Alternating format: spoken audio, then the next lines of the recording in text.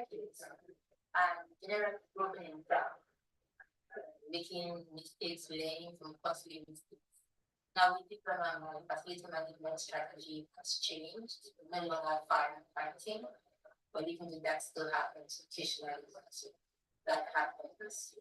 But now, so I have different management strategies for different assets, different places, and which the things before faults happen, which is the best way of practicing facility management. Then also, I know that some of my colleagues, some of my classmates, never have gotten promotions or pay rises, and you want to have that too. And also, through the training, I've been exposed. In fact, I'm still being exposed. I contribute and I learn part of the alumni group because there's a lot. I mean, it goes to industry standards. You hear from other people who are wearing the same shoes as you're wearing. So you're not alone. It's being that sense of community. And I don't think that it's our goal and the team of Max-Migold for the wonderful opportunity. I encourage you to say that to start the program. My name is Sadim Chickens. So far, I joined the Max-Migold January 2022. Diploma program. I joined the program over to the field, practical, there's a practical we run at a week. I forgot the name of the address. The plumbing practical, it was also very, and it's heavy, even to improve on at my own sites. I started working Ministry of Foreign Affairs since 2007, and from resident at way to our grade school at Alumni 2012, and from there, since then, they tried to introduce Max-Migold to me, in which my organization see that from there I can still gain more experience to improve my career.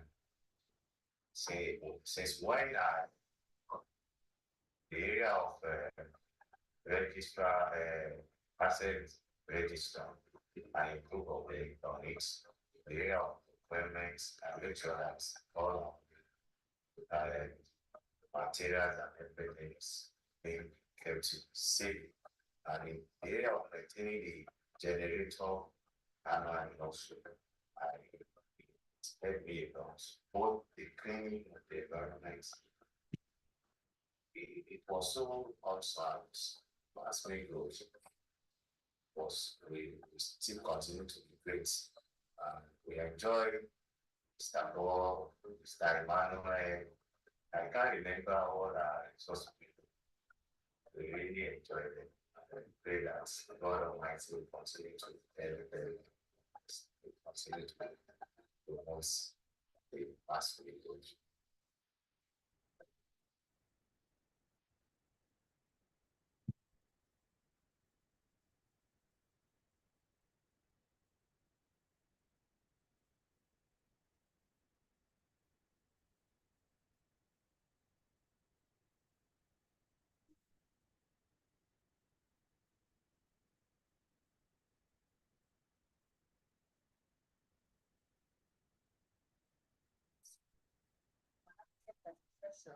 I practiced at the center for many years, but I needed to stay back home to take care of my kids for a while. And after then, I get to bounce back into career. And I thought of picking up what I could do to boost myself. And then I picked up the FM diploma program. I did that, and it helped me to achieve a career in the sense that I was able to secure a job as a facility manager to manage an aspect of the Ocean bus terminal. You know, and it has helped me. The program helped me to learn the essence of proactivity.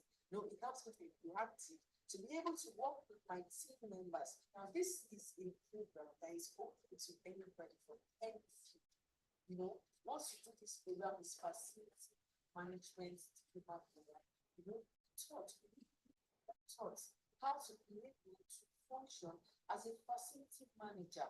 But this is a program I advise anybody to come into. Our advice to pick up this program, you will learn from it, well good, you will learn a lot. And when it comes into managing a facility, you do it.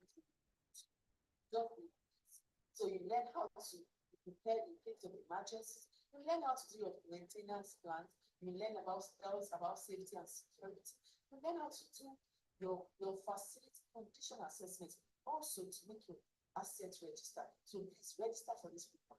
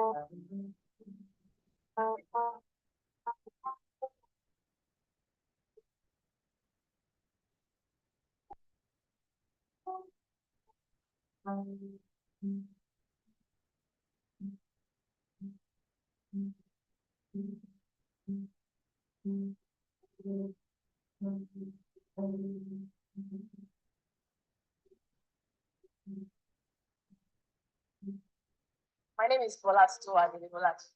I work as an health and safety officer with United Youth for Nigeria Limited, where we work at an HSC, as I said earlier.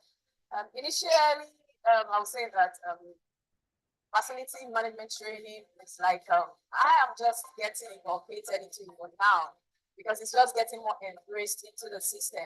I won't say I'm so much aware about it as a career initially. So lately, I've been saying like facility management as a continuous, like a new career path. That's when I heard about Max-Migold and I did my inquiries. Along the line, I got a notification for this training that is coming up, like it's a one-day training as a giveaway. And I see that, okay, this is going to be like a starting point for me. And I'm going to learn a lot for it. Okay, let me go and then I can be able to subscribe for the other ones I've checked. I've seen the FMO. I think I would like to go into more about the facility management operations because I read about it. So today it was fast. It was actually a medium that was actually really very complicated across. I had in-depth knowledge. I learned a lot from Mr. Paul Erubami. He actually had passion about what he is doing, and he was able to cascade and he was able to communicate to us effectively. I had a very good knowledge about everything that he just taught us today, and I see it as a very good one, and which I will even refer a lot of my colleagues because I can see today now I was great to understand that FM can be integrated into HSC, like it goes concurrently together, which I see it as a new eye opener to me. So which I can even advise some of my other colleagues that are HSC practitioners also to go for this course because it's going to help the productivity of the company. Thank you very much. We had lunch, and let me chip in that it was a good one because we didn't pay a dime and you could get lunch, they had chicken on it. So it was a fantastic one. I would like to appreciate that. God bless you.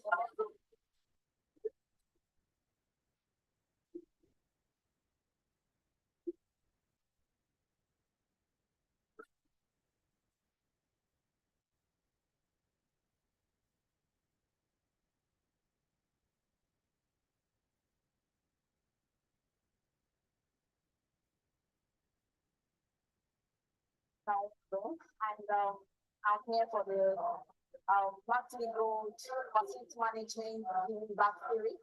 It's actually a wonderful experience, and the program is actually very enlightening and it's an eye opener for me because I'm a facility management professional. I never expected a lot of things that I've seen in the training. Change, I got to hear a lot of things and words. But management is a process, it's a lifelong thing that you can't even like, it's not something you do every day. It's a continuous process. That's what I've come to know.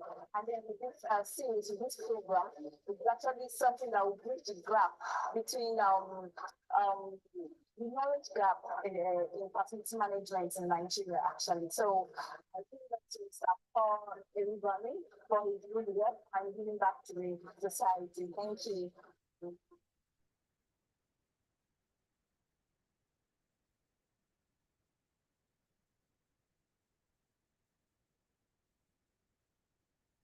Good afternoon, everyone. My name is Hajia Zainab Saleh, and I'm the Managing Director of Brains and Hammers Facility Management Limited and White Oak Management Services Limited. Both are facilities management companies. Not too long ago, I decided to enroll my staff in a masterclass program organized by Max-Migold Limited. For some of us that are not aware, Max-Migold Limited is a physical facilities management, training, inspection, technology advisory firm. Now, I've known them for quite some time, and I chose, not too long ago, to put my staff through the training program under Max-Migold. And I can assure you that it was worth it. Why do I say that? Brought to me. What value has it brought to my staff and to the organization generally? I can assure you there was a change. Why do I say that? Their mindset has begun to change. The way they look at attending to activities and tasks that have been given to them have changed. I mean, I even hear it in their conversations. And when you hear my staff discussing about tasks or projects that have been given to them to execute, you hear them saying, oh no, I remember in class, they told me not to do this. Let's do it this way. And let's see how it's going to affect the work at the end of the day. The long and short of all what I'm trying to say to you is that if you have an opportunity to send your staff or yourself to Max-Migold, please do it because it is worth it. And I can assure you that you will see positive changes in your staff and which will eventually impact in your organization. Do go ahead, work with Max-Migold. You will definitely get what it is you're looking for. Have a lovely day.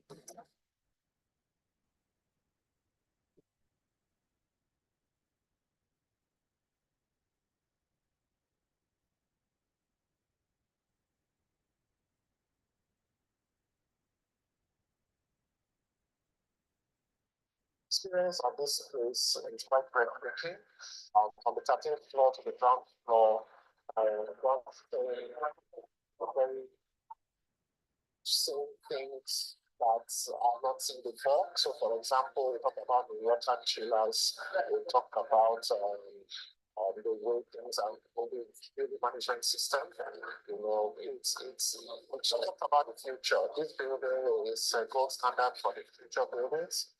And I believe that more people will come over to accept its functionality and come to terms with what I believe is the future of building. This is the first building I've seen in this country that has really been so impressive.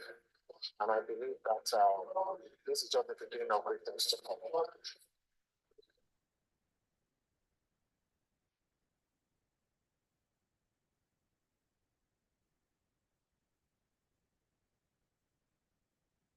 FM, when we get into a space, the first thing that is required for us is what? You get to an organization at FM. Okay, what do you do? What do you do? How do you align your strategies? Yeah, very good. You need to understand the objective, the core business, what they do, what they are interested in, and do what.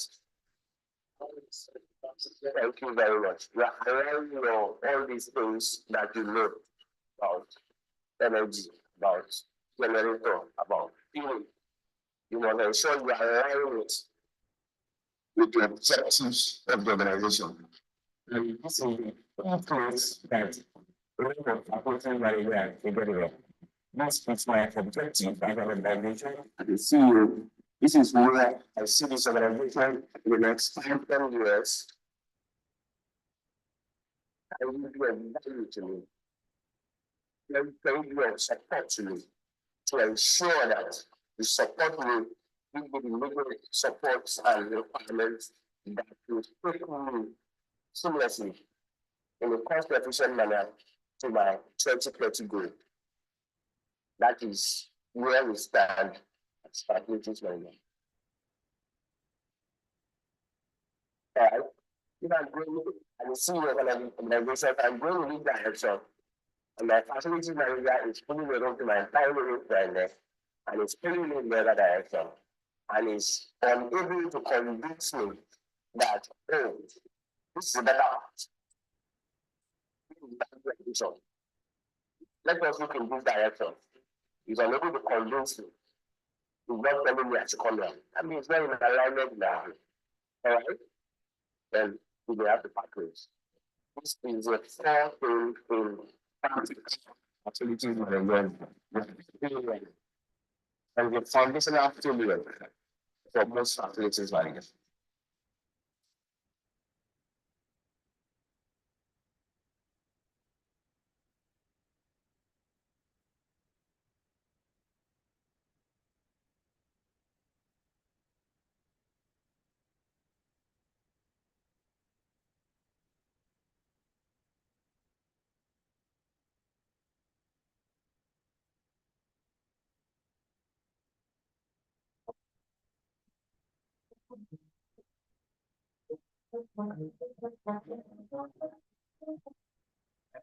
That industry organized certificate of training, you get automatic membership of the Max-Migold professional mentorship program. It's a lifetime mentorship program where you have a chance to always come back to consult with us, always be able to ask about your career path, get full counseling on an ongoing basis, get placement and job opportunities on an ongoing basis. So the career and talent management system is integrated with what we do in Max-Migold.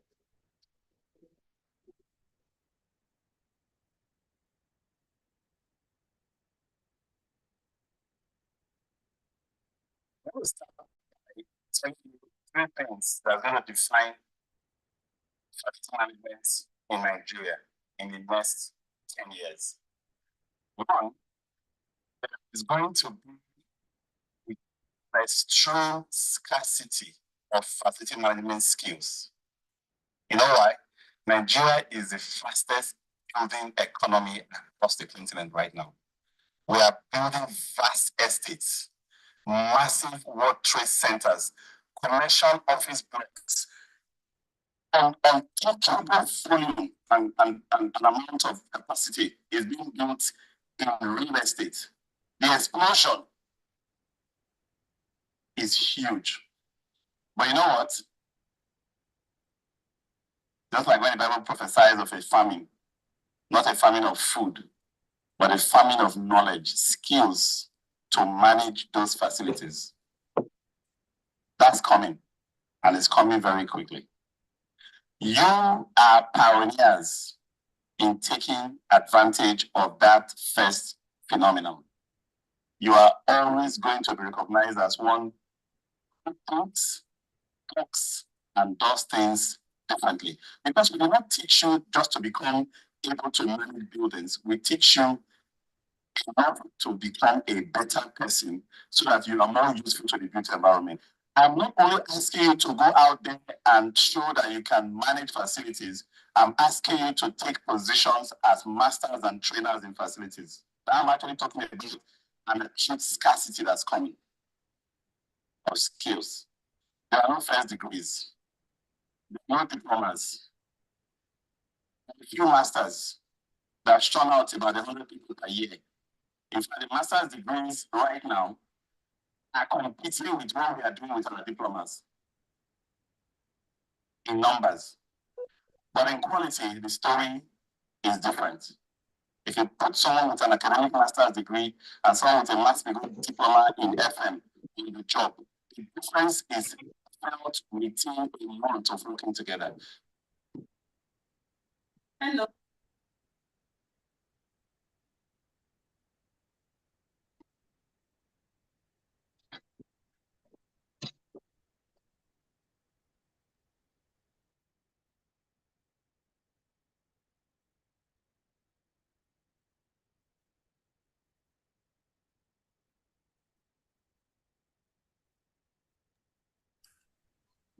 Good afternoon, everyone. It's 1 p.m.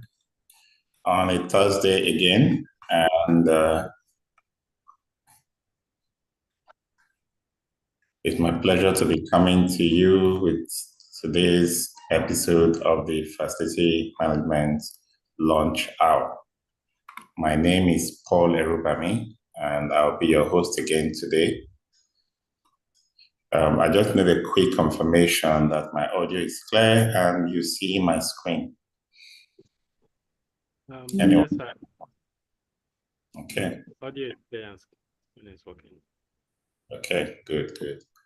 I know that there's been a general disruption of internet services.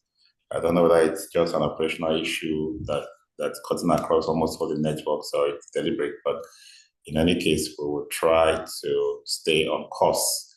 And I'm happy that I can reach through to you today again. We have entered the month of the FM Mastercraft Diploma that starts on the 19th. The class 22 starts on the 19th of August, and we're into the critical threshold. We've had some very fantastic bonanzas that we awarded throughout the month of July, but effective today, for every full payment, they're still an exciting 10% off the listed price. So for anybody paying full for the physical class of 750,000, you get 75,000 naira taken off as a discount between now and the starting of the program. The same applies to the virtual program, which is 500,000, and you get to earn a 50,000 reduction in that tuition. Okay. On the 7th, 8th, and 9th, we have a short course coming up. It's going to be an interesting one.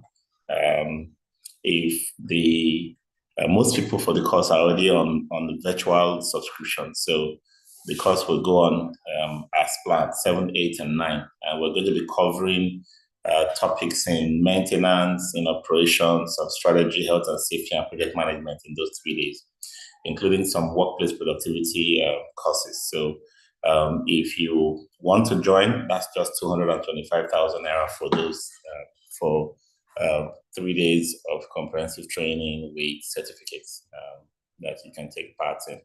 And we encourage employees and managers and leaders who have some experience in facility management, who are not starting from scratch, who want to boost their performance, to sign up for this program. And if you come in with a good number of your staff for it, you can have a remarkable rebate on the cost of joining that program. Okay.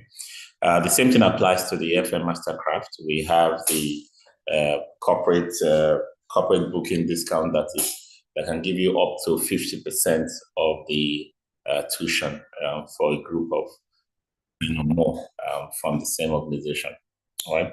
So if you do have a team that you want trained, please come forward and we can have a conversation. If you want to, bring on board your professional association, friends and colleagues in whatever built environment profession, whether it's quantity surveying, architecture, engineering, estate and estate survey, town planning, all of those, sister associations come in as a group as well, and we'll give you a massive discount.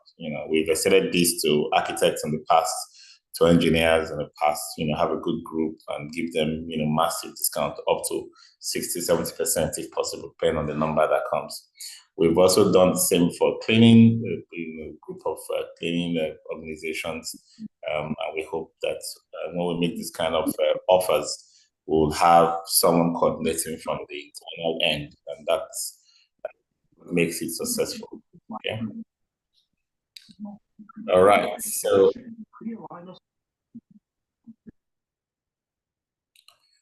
All right. So I know how we have built up to today. There's been so much anxiety, so much talk about the protest that's going on today. We understand fully the situation of the country. We are feeling the brunt ourselves, and so to say we are sympathetic about the plight of the ordinary man is just to say we're there right in the heart of the hardship, and we keep doing our best to make a little bit of difference, make some contributions to ease the situation, both for our own businesses and ourselves and those around us. Everyone should do the little they can to be productive, acquire skills, so that you can have some means of livelihood, so that the impact of an economy that is tending downwards will not be too disastrous or impactful on you and your family. And that's why we are doing a lot of training. That's not all we do in Max-Migold. We provide energy solutions for energy efficiency, metering, Internet of Things, installation, software development and deployment. We work with organizations who want to outsource their facility management services. We mobilize teams to manage those sites using the best practices and processes that we've developed over the years. So we have a very wide range of solutions for the FM industry. If you want to have asset tagging, asset management setup, if you want to have any kind of consulting in the built environment, invite us in Max-Migold and we can be at your service. So every time you come to any of these sessions that we hold on Thursdays, the Giving Back series we ran for several years, that's also going to continue. We're going to have another session of Giving Back probably in January, where we're going to have full day or two of free lectures.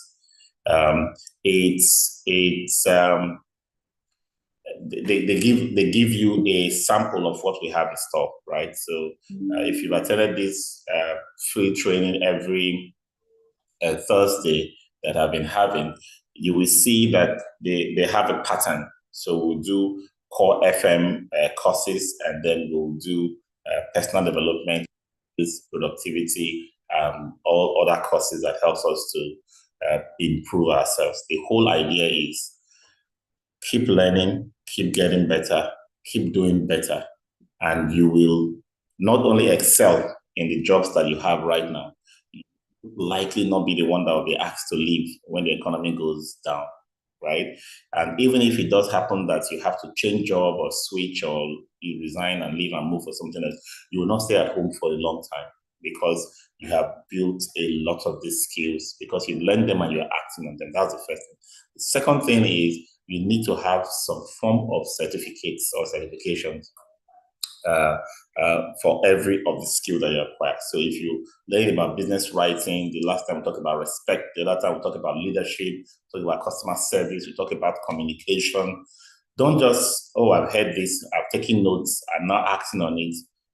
Go to facilitymanagementcourses.com, our learning management portal, and buy it. Business writing is not expensive. It's probably around 19,000 naira. Buy it. Go through the course. You will have the slides. You will have the video. You will have the quizzes. You have the whole content. Go through it. Pass it. And the certificate. Download it. Every certificates you earn from Max-Migold is highly respected.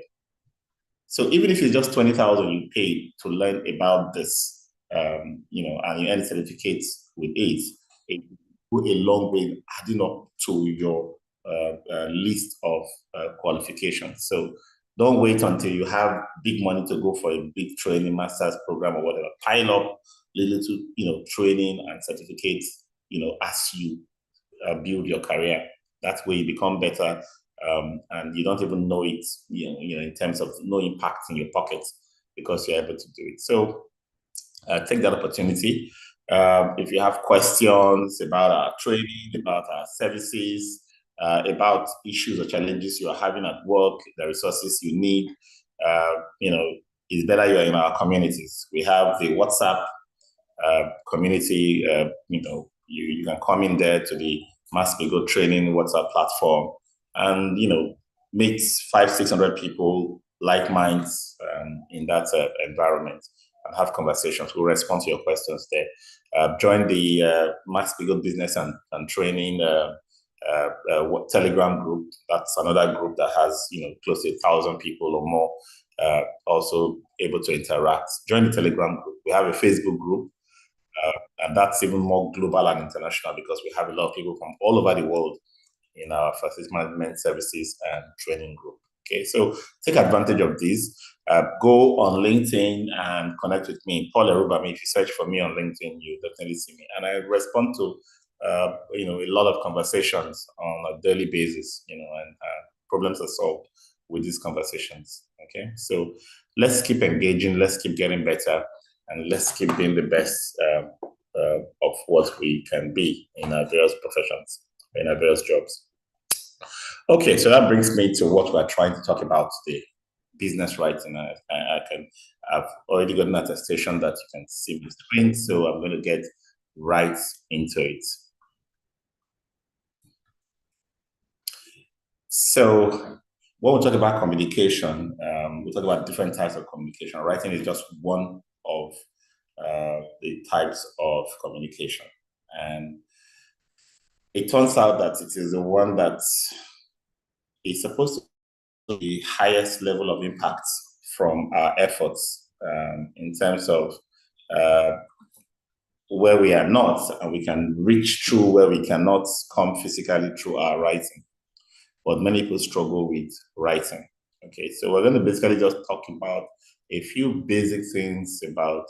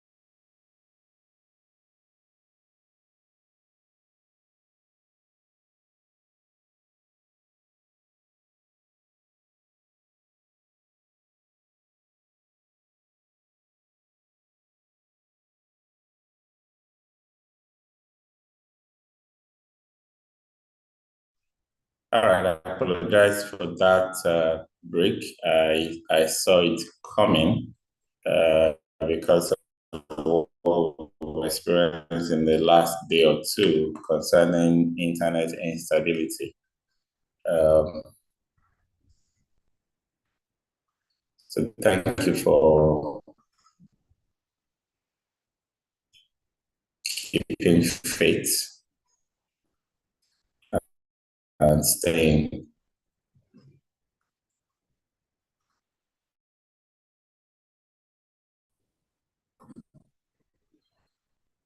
Let me try and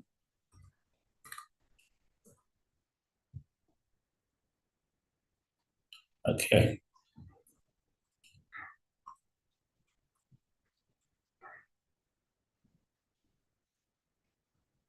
All right, so we're basically going to talk about a few of those documents, emails, proposals.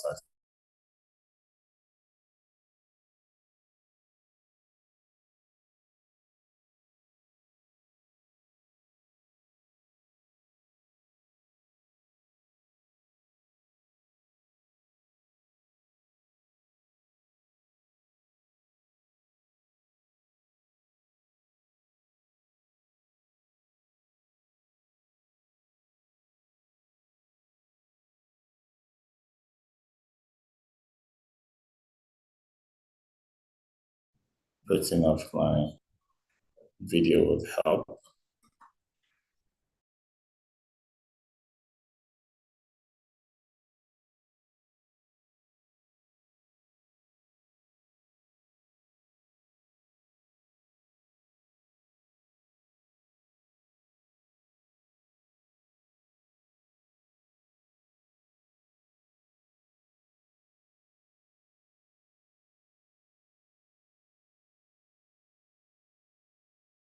What you are saying. Paraverbal is how you are saying it.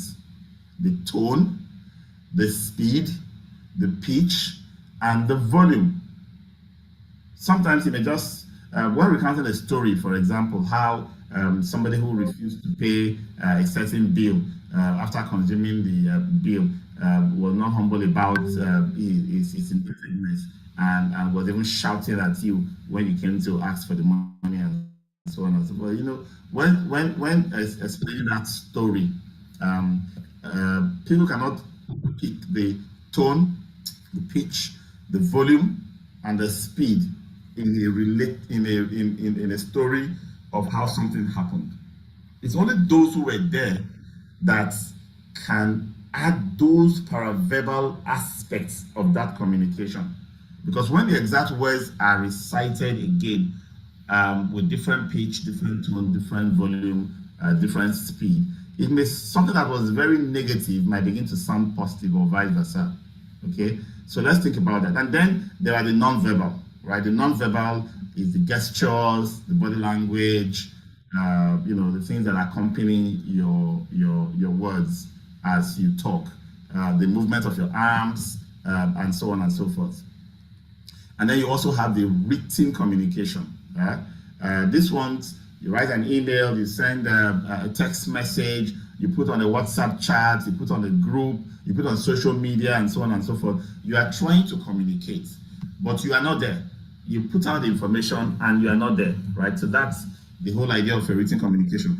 People have to make all the meaning from what you're saying, even if you are not there.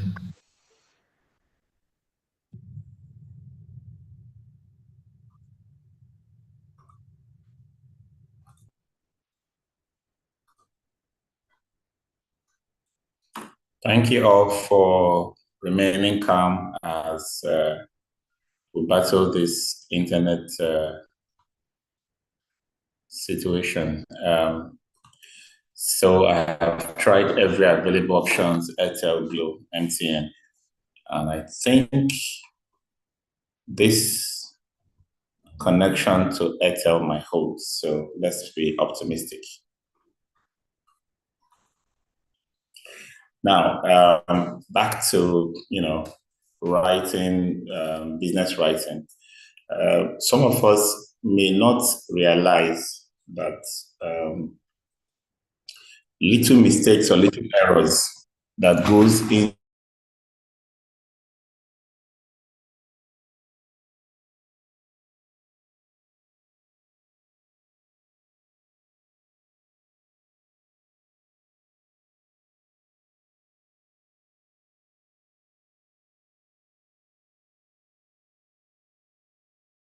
very expensive venture, and my tenses, my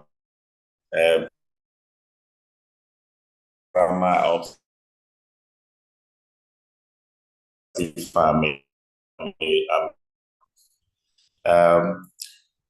and then for internal within your organization, it could also portray you as lacking confidence or capacity to get important goals, to achieve important goals, if you can't put in the efforts to edit, to correct, to update, your writing ability, that is what goes ahead to create perception in the minds of people who are going to make judgments about your capacity, about your competence, about your level of confidence, about your ability to get things done. Okay, so we want to, in this session today, look at some of the things that common mistakes that we make in our business writing. So again, awareness of common spelling and grammar issues.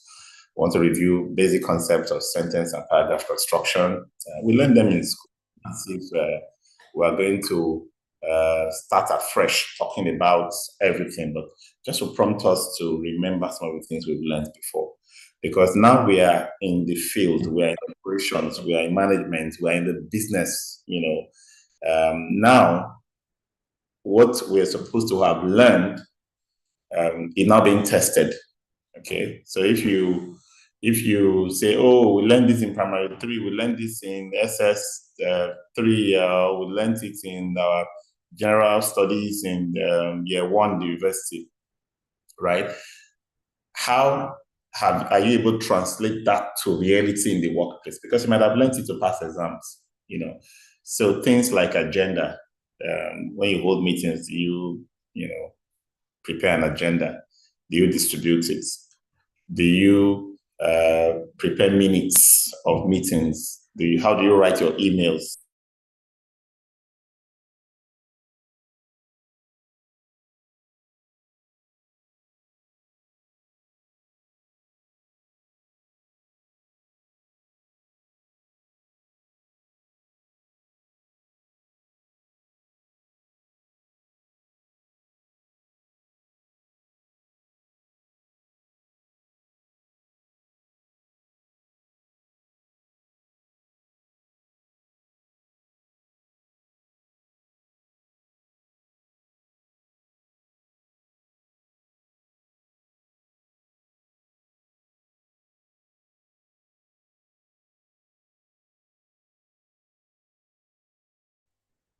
So if you bring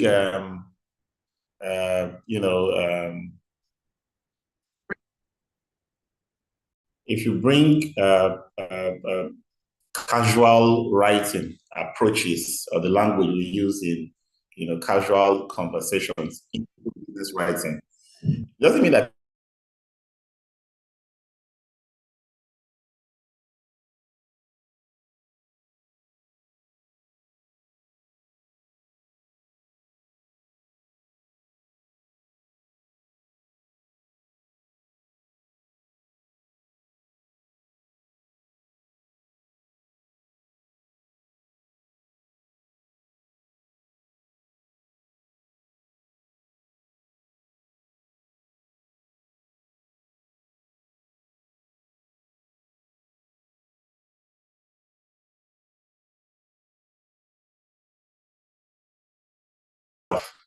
on the difference between different types of writing. Okay, so that where you can put, for example, DAT as that in casual writing, you cannot spell THAT as DAT, for example, in emails and business writing, even if it's just to your colleague in the next office.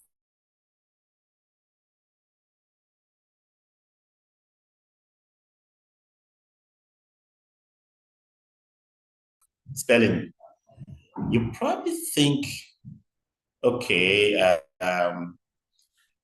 if I misspell it, the person who I'm communicating with still understands what I'm trying to say. But you give the wrong impression. And sometimes you communicate a different meaning. Now, let me explain this. You know how when you have your editor on, when writing, the editor will correct words. independently of the context.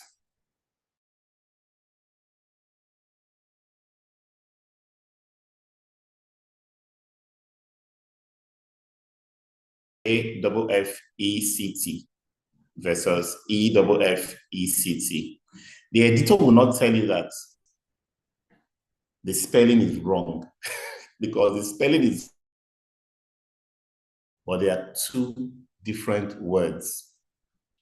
Unless you are using contextual writing editor, and those other ones that can, and some other new AI tools now that can see that that's not the word you should use in that particular spot. So even if the spelling is correct, the word is a different word, right?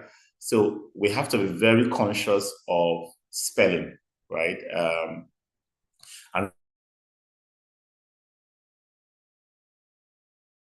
pronounce, the way we talk, the way we communicate verbally can get into our spellings. Sometimes it's just how would I put it? It's an accent that comes in from our languages, our tribes, for example, from our casual communication.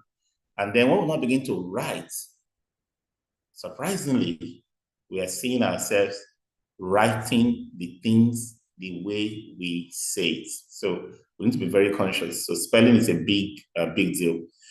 So when your spell checkers tell you the words are correctly spelled, you seem to do another check to see if it's in the context or in the grammar that you are trying to apply. And then there are some words that are particularly confusing. Those ones that are the i.e., the receipts, the believe, the and those that are EI, for example, among some of those words. Sometimes we have differences in British way of spelling, the American way of spelling, or what they call the international way of spelling, that we need to be. If you adopt any one, it's correct, but be consistent. You cannot say centralize IZE instead of ISE, or realize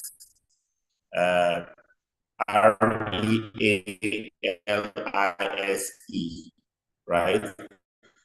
And then I didn't use ZE for the realize. Then I get to centralize, I use ZE when I could also use SE. So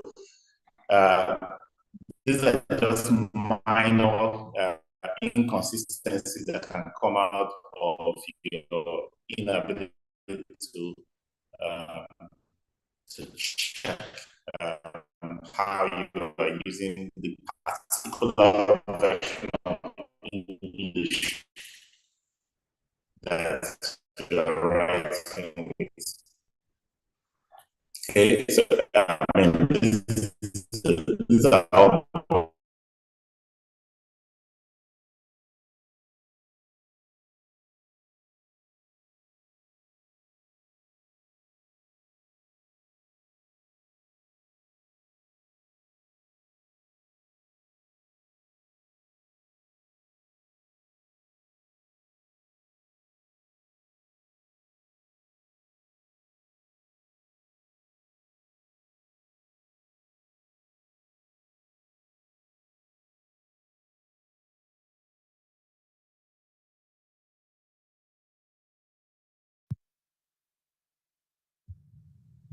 And if you have the cash, we have one of the vices that is common in workplaces that we need to root out. All right. So while you may be dealing with things like security issues, maybe dealing with things like operational disruptions and the rest, don't forget that people-to-people interactions can be, can be critical. So the state of mind, the health, the productivity of those who work in the spaces that we manage. So today we're going to just look at, how to prevent workplace bullying and, describe the steps that will help us get out of.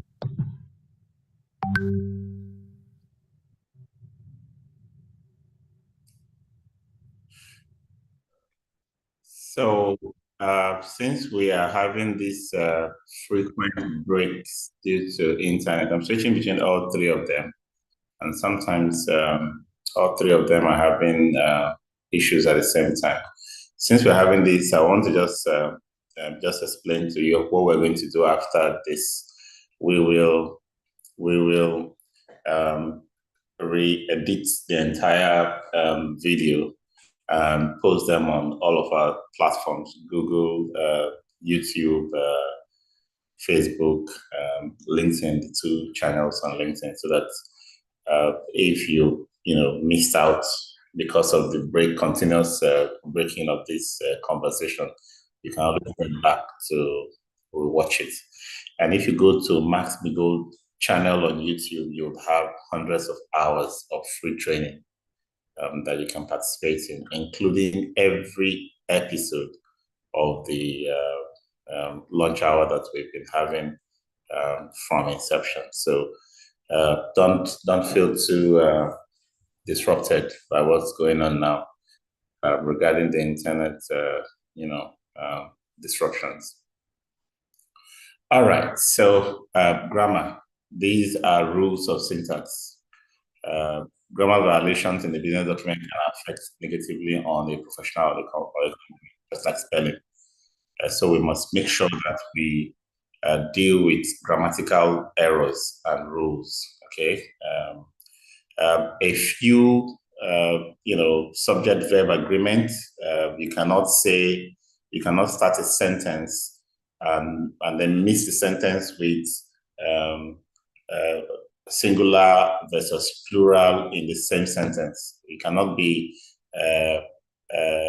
we or us, which is plural, and then it now refers to a subject or a verb that is singular, right? So let's take S. If you add S or ES, right, to a noun, it means it is plural, right? But if you add S to a verb, it means it's what? It's singular, right? So creating an alignment between that. So if you say, if I want to say we run, right? We is plural. Run is plural. But if I want to say he runs, he is singular, runs is singular, right? So note that you cannot say because I say we run. So go and say he run. No, he runs.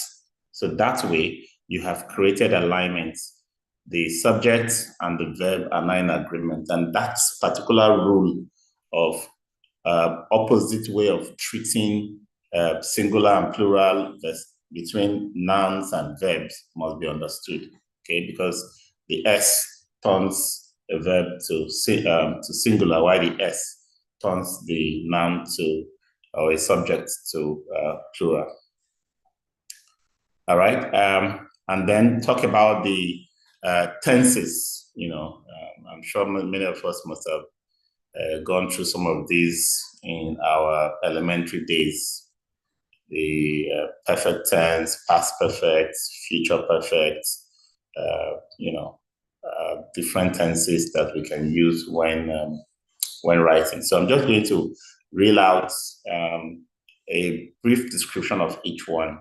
The perfect tense is used to express an event that happened in the past but still has an effect on the present. For example, Mr. Johnson has managed his company for the past 5 years, right? So this is a perfect tense statement. Has managed. Now, the has managed means that he has in the past managed and is still managing. That's why we call that a perfect tense. And then you have the past perfect, used to express an event that took place before another action, also in the past. For example, Mr. Myers had been sitting on a meeting when the client called. This is a past that is really past, and then something else has happened after that past.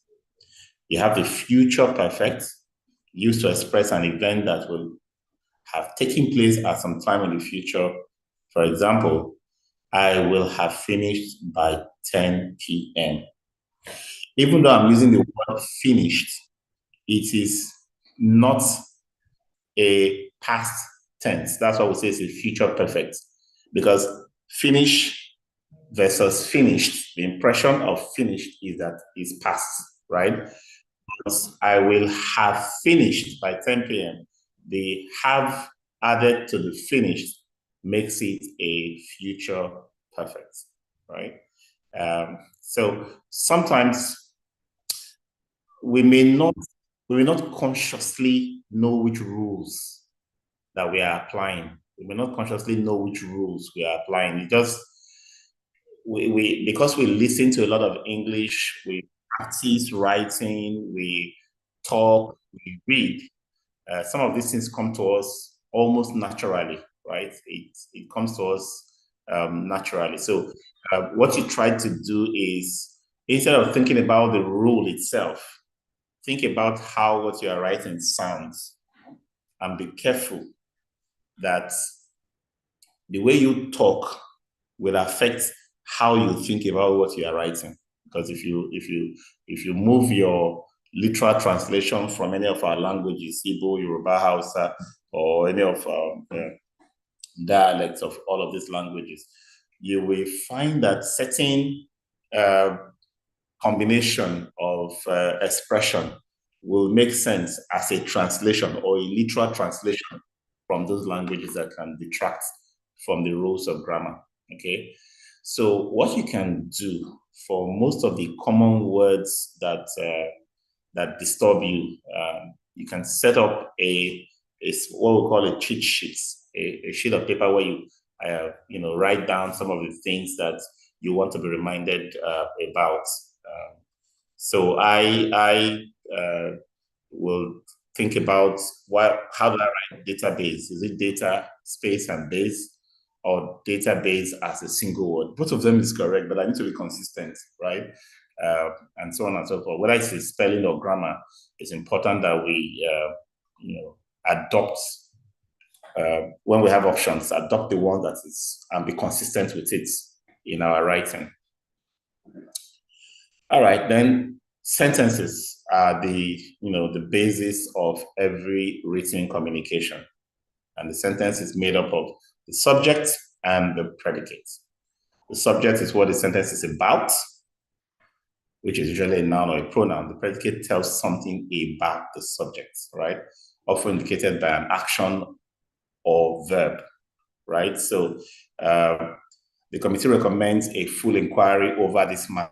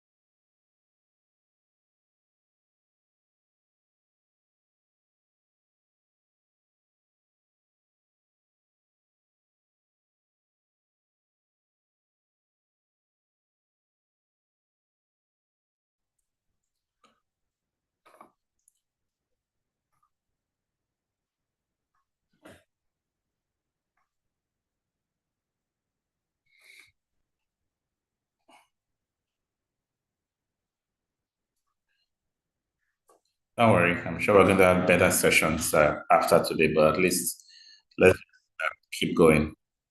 So the committee recommends a full inquiry over this matter. What's the subject? The committee. And the predicate is what is talking about the subject. The predicate recommends a full inquiry over the matter, right? So it doesn't matter whether the subject is long and the predicate is longer. No, the important thing is that we know the two parts of every sentence, and that we don't make a sentence that does not have the two parts. So you can, that's why certain phrases and clauses are described separately. They are not sentences. Sentence must be complete. You cannot say words in incomplete sentences. You cannot write words in incomplete sentences. Then we have the punctuations. They help to organize our sentences, right? Separate sentences, break down a sentence into various aspects. The period, that's the full stop, the question mark, if you ask a question. And sometimes you would ask a question in a writing without putting a question mark. The person who reads that sentence or that comment will have to guess whether it's a statement that you are making or a question that you are asking without the question mark. Exclamation points also helps to express strong emotion, to heighten or elevate how you want that particular comment to be taken. And then you have the comma used to separate items in a series, right? So whether that series is within a sentence, where you have all of those but, or, nor, for, so, that you punctuate it using a comma, and so you can make a longer sentence. Sometimes it's used in a list. Just, make a list of continuous items. Colon is the double dots on vertical array used to mean note what follows. So whenever you put colon, it means, all that is coming is describing what I was talking about. And then you have the apostrophe, show belonging or to indicate the omission of letters in the word. Semicolon used to link independent clauses not joined by a coordinating conjunction as a rule. Use semicolon to end complete sentences in cases where you are not indicating a full stop. Sometimes we miss the colon with the semicolon. Semicolon links two parts, whereas a colon refers you to more content relating to what we're talking about. Okay, so those are just how to put words together, and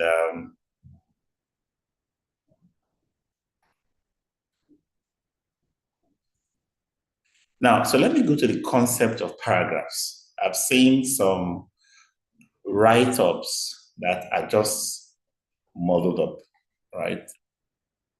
You write several ideas in the same paragraph. You don't, so if you have, a sentence is supposed to be a statement, one point. But that point can be explained more with more points. As you explain more with more sentences, they all form a single idea in a paragraph.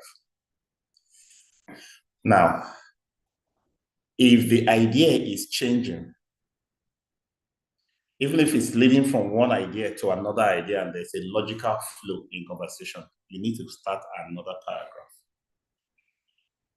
So it's a way of simplifying the read. If I see a paragraph, if it's too long, I know that that person is probably confused, doesn't know how to organize his thoughts. So be very careful about lengthy paragraphs. If paragraphs are not too long, it also helps your writing to be easily readable. You see those white spaces between paragraphs. They are very effective in keeping attention on what you are writing, okay? But never ever use too many sentences in a paragraph.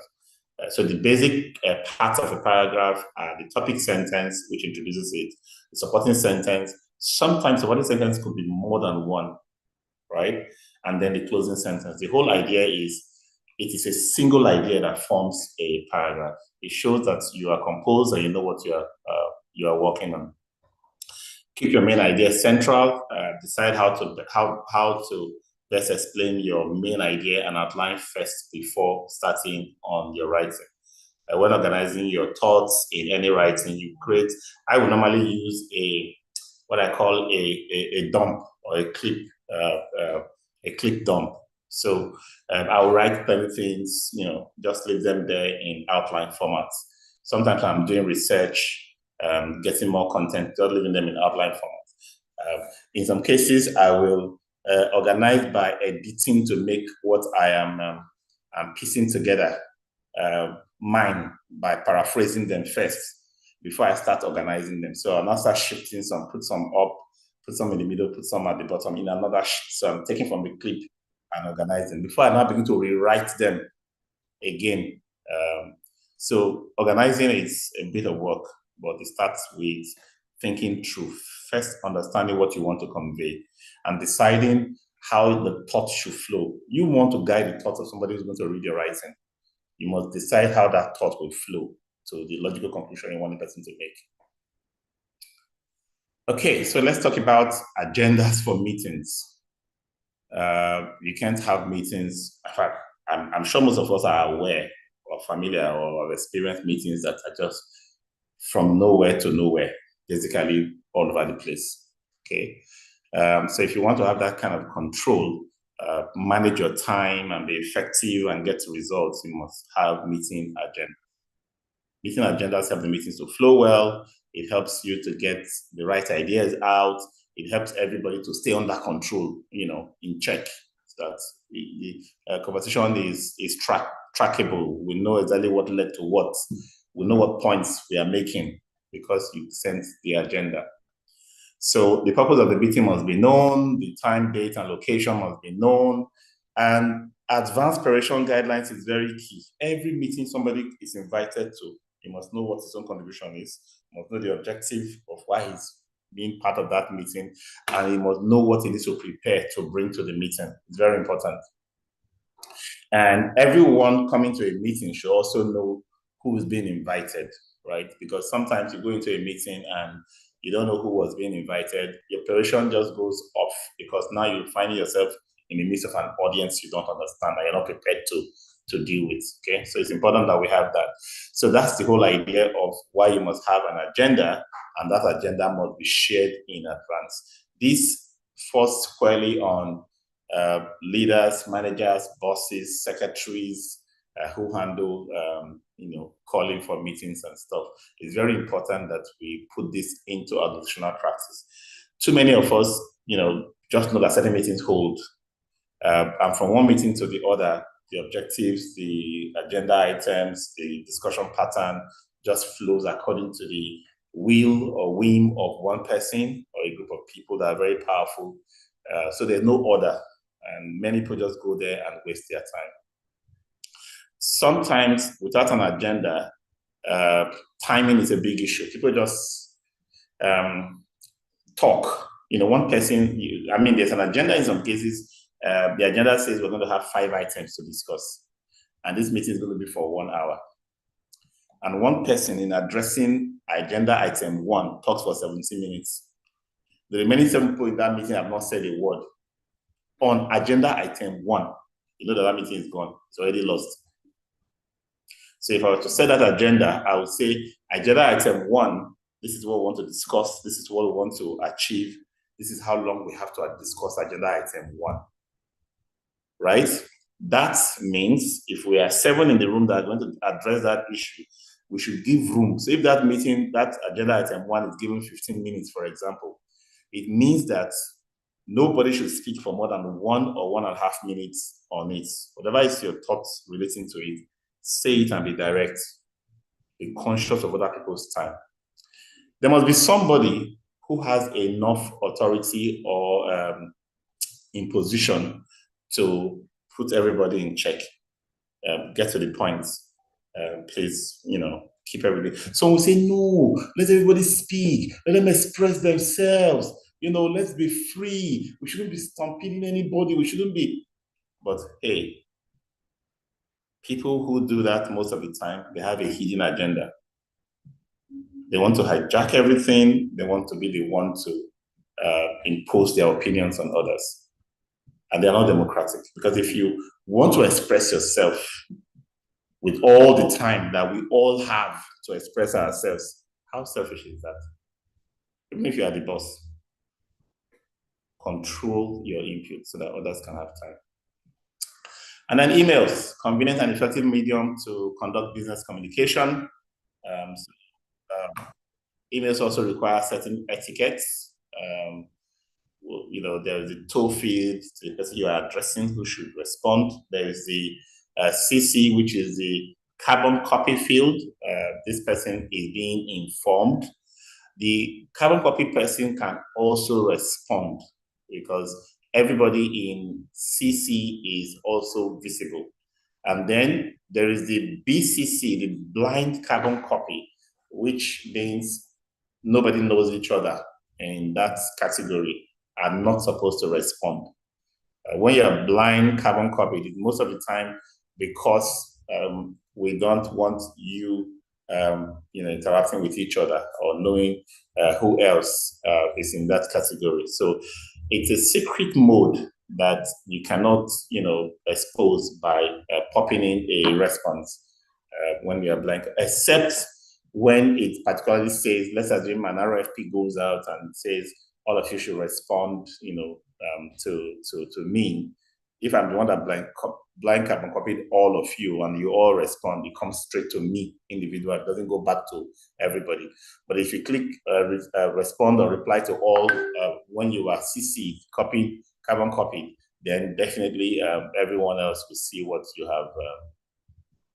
have sent. So toll field, when sending direct message to someone, send an email to the individual, you expect interaction with that person.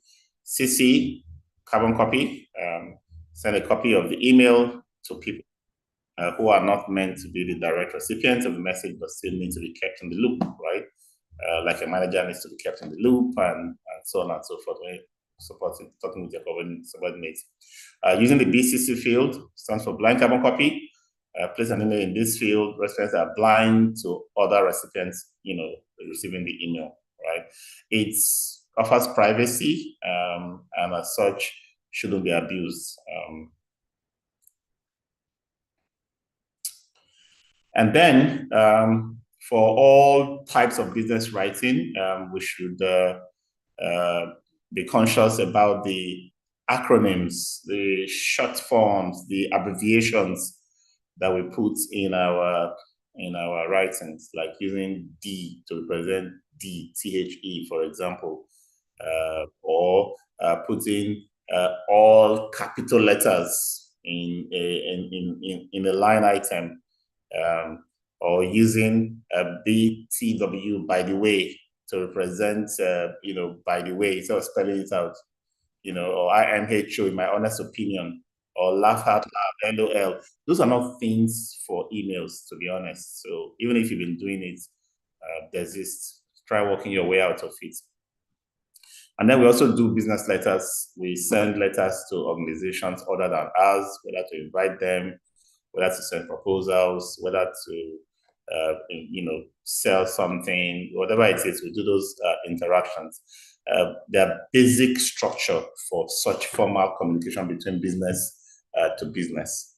The name and address, this person you are sending to, the addressee's full name and address, the date the letter is sent, formal salutation representing or understanding of who that person is, how you lay out the page in terms of how the paragraphs are laid out are also supposed to be very formal. You can't be casual about business writing. Okay, so different considerations. I won't be able to push through all of this because of the time that we have in our hands.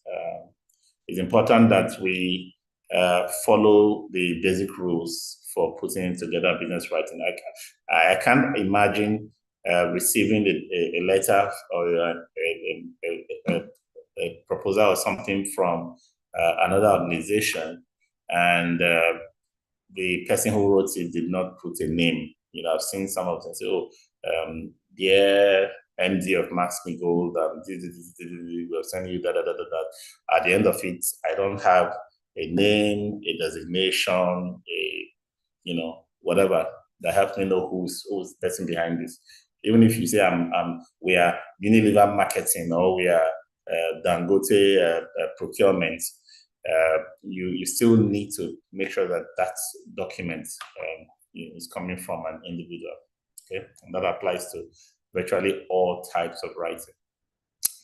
So there's a bit more of content to be covered if you take the course on business writing from the Max-Migold facility management courses.com. So I'll stop here and allow you to ask your questions. I'm going to allow any hand that is raised to unmute and ask questions. What challenges have you had regarding business writing? You can also make a comment on what you have learned from this session.